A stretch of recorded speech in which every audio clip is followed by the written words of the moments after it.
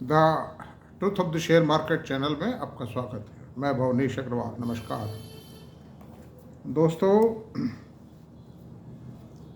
Share बाजार का एक बहुत बड़ा शेयर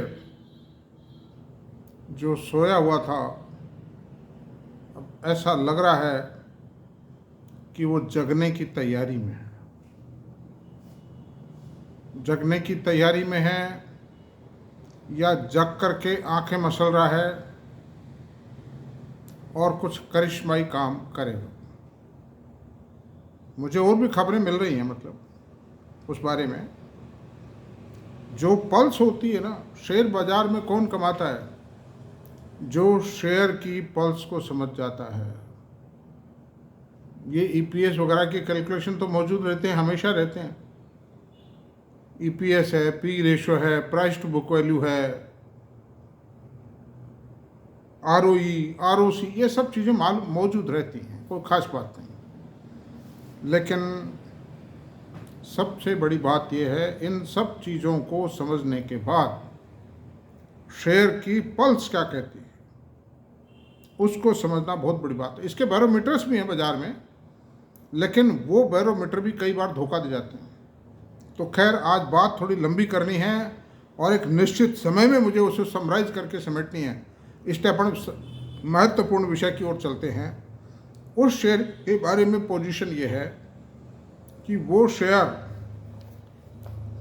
HDFC बैंक की बात करूंगा मैं आज। आप कहें नाम सुन के ये ना समझ जाएं कि साहब ये रिकमेंड कर दिया। मेरी कोई रिकमेंडेशन नहीं है दोस्तों।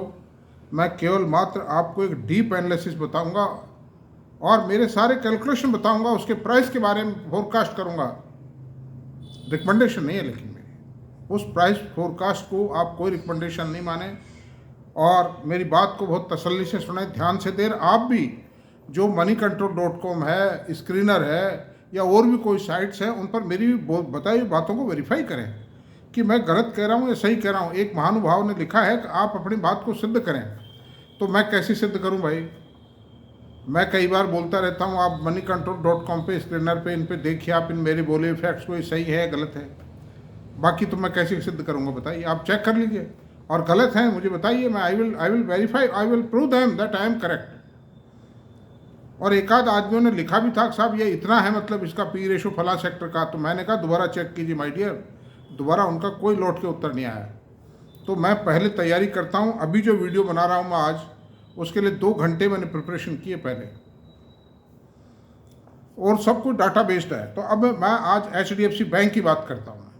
HDFC बैंक का बोलने का, नाम बोलने का ही मतलब नहीं बस हो गया सब काम खत्म, ऐसा नहीं है। आप देखेंगे तो आपका कोई पर्पस सर होगा, गिर भी सकता है, बढ़ भी सकता है।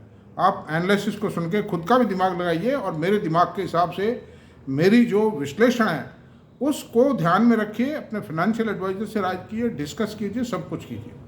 तो आप देखिए, HDFC बैंक का जो रेट था, सबसे पहले हम निफ्टी की बात करते हैं, बैंक निफ्टी की। बैंक निफ्टी जो था 26/10/2023 को 42,280 पर था। ये सबसे मिनिमम रेट है। फिर 15 जनवरी 24 को आया 48,000 पे, 42,000 से 48,000 पे आया। 15 जनवरी 24 को। फिर 24 जनवरी 24 को इसका भाव आया 44 पे, घट के वापस चला गया। 48 से 44,882 हो गए। निफ्टी की बात कर रहा हूँ, बैंक निफ्टी की बात चल रही है अभी। HDFC बैंक पे बाद में आऊँगा मैं। और 6 मार्च को फिर 47,835 हो गया बैंक निफ्टी। फिर 10 अप्रैल 24 को 48,564 हुआ और 15/4/24 को 47,049 हुआ। यानी कि इसने लोअर बॉटम बढ़ाया। पहला लोअर बॉटम क्या था? बढ़ने से पहले जो बॉटम था वो 47,835 था। फिर इसने बढ़ाया 48,564 पे आया, फिर 47,049 पे आया।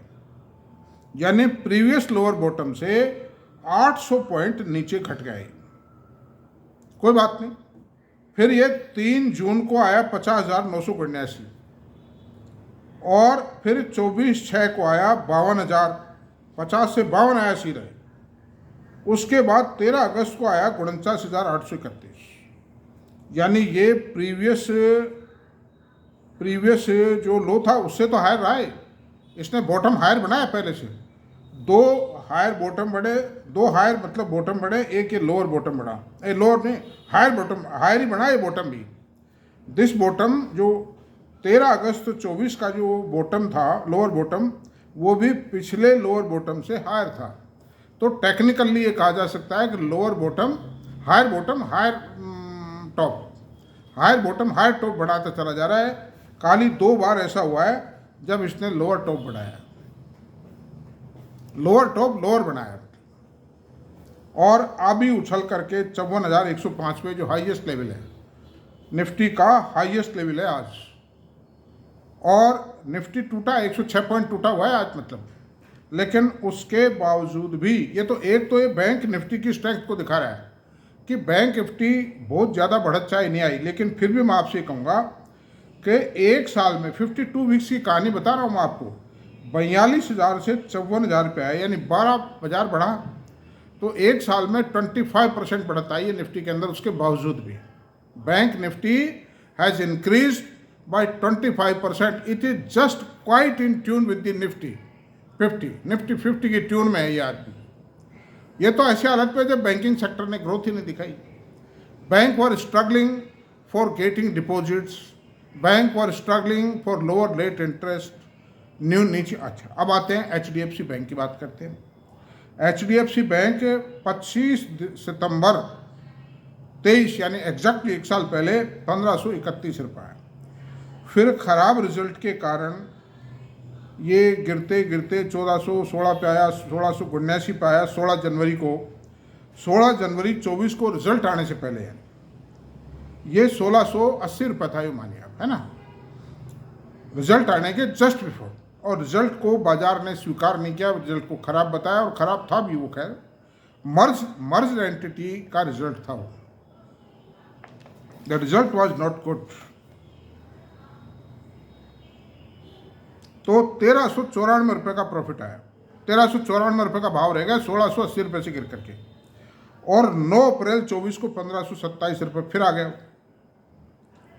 फिर 1730 गया, 2 जुलाई 24 को 1730 गया। ये टेक्निकल पोजीशन बता रहा हूँ आपको, अभी फंडामेंटल पर अभी आएंगे। 24/9/24 को 1780 रुपये, आज 1780 रुपये। ये अकेला है निफ्टी, बैंक निफ्टी में अकेला शेयर है जो ग्रीन में है, मतलब बाकी सब रेड में है। तो ये इस बात को दर्शाता है कि हायर टॉप हायर बॉटम बढ़ाता चला गया ये शेयर एक बार टूटने के बाद में। और जो लोएस्ट लेवल था वो दोबारा कभी नहीं देखा, उस लेवल से नीचे कभी नहीं गया। तो अच्छा, फिर इसमें FI बाइंग हुई है, ज़बरदस्त हुई है। LIC ने 10% स्टेक खरीदा है इसमें, और कई फाइनेंशियल इंस्टीट्यूशंस ने उन्होंने भयंकर खरीदारी की। It shows faith in the management, faith in the company, so far the big investors are concern. 14,000 crore की बाइंग की है उसमें। निश्चित रूप से, हालांकि कंपनी वाइज डाटा नहीं आते हैं, लेकिन निश्चित रूप से परसों फ्राइडे को खरीदारी की थी 14,000 की FI ने, नेट बायर थे उसमें। निश्चित रूप से HDFC बैंक का बहुत बड़ा स्टेक होगा।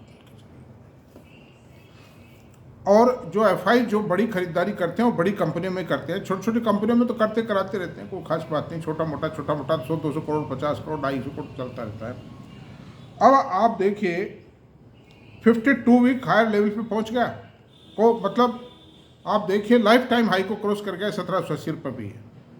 और लाइफ टाइम हाई पे कोई शेयर क्रॉस करता है तो ये टेक्निकली क्लियर इंडिकेशन है कि the share is ready for a big march forward. अच्छा, अब इसका P रेशो क्या है आज की तारीख में, फंडामेंटल की बात करें। P रेशो 19.77 है आज के भाव पर। जो लेटेस्ट जून 2024 एंडिंग क्वार्टर का जो वर्किंग था उस हिसाब से को शामिल करते हुए, TTM को शामिल करते हुए 19.77 की EPS है। अर्निंग पर शेयर 89.36 है इसकी, 89.36 है। और इसकी इक्विटी है 700, इक्विटी है माय डियर 759 करोड़ रुपए, 1 paid up share, 1 face value share है। अब आपको मैं बताता हूँ कि इसके डिपॉजिट्स हैं 23.76 लाख करोड़ रुपए, बोरोविंग है 730 करोड़, 73,000 करोड़ रुपये, 73 का 73,000 का इधर सैकड़ों हजार 10,000 लाख, 7,30,000 करोड़ की बोरोविंग है और 23.76 लाख करोड़ की डिपॉजिट बेस है इसका। इस तरह से कुल 30 लाख करोड़ रुपए की इसकी लाइबिलिटी साइड आप मान लीजिए। और लोन्स दे रखे हैं 25,65,000 रुपये के, क्योंकि वो CRR और SLR रखना पड़ता है ना, स्टेचुटरी मतलब रिक्वायर जो SLR स्टेचुटरी लेवल ऑफ मतलब सिक्योरिटी RBI के पास रखनी पड़ती है SLR। और इसका इन्वेस्टमेंट है 1,05,681 रुपये का। SLR का मतलब स्टेचुटरी लिक्विडिटी रेशो और CRR का मतलब कैश रिजर्व रेशो। ये 4 या 4.25% है इस समय CRR और ये 21.5% SLR है, स्टेचुटरी लिक्विडिटी रेशो। तो ये तो इसकी deposit base next to RBI next to State Bank of India से नेक्स्ट ही है। उनका 35 लाख करोड़ रुपए का डिपॉजिट है, इसका 23 लाख करोड़ का डिपॉजिट है, इसके बीच में कोई भी नहीं है। इसकी करीब 10,000 ब्रांचेज हैं इंडिया वाइड। मेरे घर के पास 1 किलोमीटर के रेडियस में 4 ब्रांचेज हैं इसके, आप देख लीजिए। तो इस कदर ब्रांच नेटवर्क तैयार कर दिया है, पत्ते पत्ते पर HDFC बैंक बिछा दिया इन्होंने। अनदर थिंग, लेटेस्ट क्वार्टर का प्रॉफिट आया 68,752 रुपये। प्रॉफिट घटा कहीं नहीं है, माइनस में कहीं नहीं गया, बस ग्रोथ नहीं आई। और वो ग्रोथ भी क्या है, मर्जर के कारण नहीं आई, क्योंकि उस कंपनी के कई लपड़े थे HDFC बैंक के। उसका मर्जर इसीलिए किया गया था कि that company was going into red. काफ़ी जो बिल्डर्स को पैसा दिया था, 7.5 लाख करोड़ रुपए की टोटल फंडिंग कर रखी थी, उसमें 1.5 लाख करोड़ रुपया उन्होंने बिल्डर्स को दे रखा था, जिसमें करीब 20-25 हज़ार करोड़ रुपए डूब गए थे। उस बात को कवर करने के लिए, ढकने के लिए और इसका मर्जर कर दिया गया था। वरना HDFC लिमिटेड का शेयर जो 2,500 रुपये चलता था, वो टूट टाट के चटनी हो जाता मतलब। और उसी कारण से HDFC बैंक को कष्ट भुगतने पड़े हैं। ये थोड़ा सा ट्रबलसम पीरियड था, बाकी HDFC बैंक इटसेल्फ में कोई लकुना नहीं है। और जो HDFC बैंक की थोड़ी बहुत ग्रोथ थी, वो भी उस झगड़े में एब्जॉर्व हुआ गई, उसमें दिखाई नहीं दी। और अब जो पहला क्वार्टर होगा, यानी 1 जुलाई को मर्जर इफेक्टिव हुआ था, 1 जुलाई 23 को, और अब 1 जुलाई 24 से 30 सितंबर 24 का जो सेकंड क्वार्टर होगा FY 25 का, उसकी वर्किंग अब आएगी और उसमें ग्रोथ निश्चित रूप से दिखाई देगी। मैं समझता हूँ 12 से 15% के बीच ग्रोथ निश्चित रूप से दिखाई देगी। और इतनी ग्रोथ अगर दिखाई दे जाती है तो अगले 15% की ग्रोथ तो देगा HDFC। अच्छा, डिपॉजिट्स भी आ रहे हैं, मैंने सुना है, मेरे पास खबर आई, पक्की खबर है। इस खबर में आपको, आप गलत बात मानिए, 5-7 दिन में जब डिस्क्लोजर आवे ना, तो आप देख लेना। हालांकि FDR में आ रही है वो डिपॉजिट से, मुझे कहीं ना कहीं से कोई बता रहा था, रिलायबल आदमी बता रहा था टॉप रैंकिंग का, कि ठीक है पोजिशन। कुछ इनसाइडर को मेरा कांटेक्ट नहीं है HDFC bank, I have no contact with anybody else, लेकिन कोई ना कोई बता ही देता है, लग जाता है, मतलब अंदाजा ही लग जाता है। अब ऐसी सूरत में दोस्तों हम इसका कैलकुलेशन करते हैं। आज इसका रेट है 1780, बहुत अच्छी बात है। अब इसमें अगर इसकी सपोज करो 20% इस साल के बाद, अगले साल सन 2026 और 27 में, वित्तीय वर्ष 26 और वित्तीय वर्ष 27, अगर इसकी ग्रोथ 20% आ जाती है तो इसका प्रॉफिट बढ़ के करीब 1,10,000 करोड़ रुपये हो जाएगा। इस साल की 15% को भी शामिल कर रहा हूँ, 1,10,000 करोड़ रुपये हो जाएगा। अब 1,10,000 करोड़ में हम डिवाइड करते हैं 759 करोड़ का भाग देते हैं, तो माय डियर 144 रुपये की EPS आ जाती है।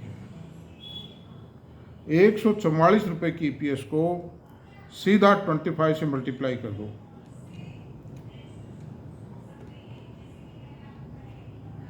3,600 रुपये इस शेयर का रेट 2 साल के अंदर, 2.5 साल के अंदर होने की कैपेसिटी रखता है।